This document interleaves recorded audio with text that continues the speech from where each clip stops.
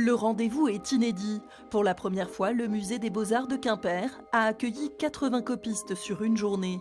Un spectacle pour le public du jour, mais aussi une occasion spéciale pour le musée d'élargir son panel de visiteurs. Le but n'est pas de recopier fidèlement une œuvre, mais d'en traduire son ressenti, d'en donner son expression personnelle.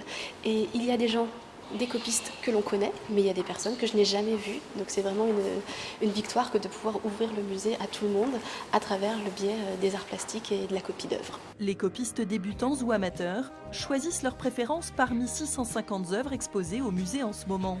Un terrain de jeu pour le moins stimulant. J'ai beaucoup aimé parce que il n'y avait pas vraiment, il y avait beaucoup de détails, il y avait de l'ombre, de la lumière, il faut beaucoup de couleurs.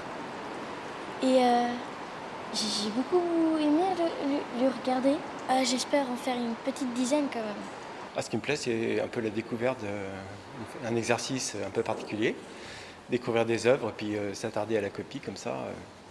En même temps, c'est des copies rapides, donc on ne peut pas s'appesantir trop sur le tableau. Donc ça, c'est un petit défi de la journée.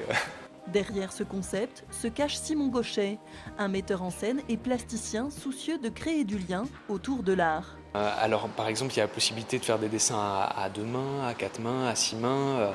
Il y a possibilité aussi de se relayer. Il y a plein de petites règles du jeu comme ça qui permettent en tout cas que les participants se rencontrent aussi. Que ce soit vraiment une performance collective et pas une performance individuelle. Le musée Recopier, c'est un événement itinérant. Les 5 musées bretons des Beaux-Arts proposent chacun une session de copiage. Rendez-vous à Pont-Aven, Vannes, Rennes puis Brest. Toutes les œuvres des copistes donneront naissance à un musée imaginaire du XXIe siècle, comme celui-ci à Quimper. Il sera lui aussi itinérant. Les copies réalisées seront ainsi visibles dans chaque musée participant à l'opération.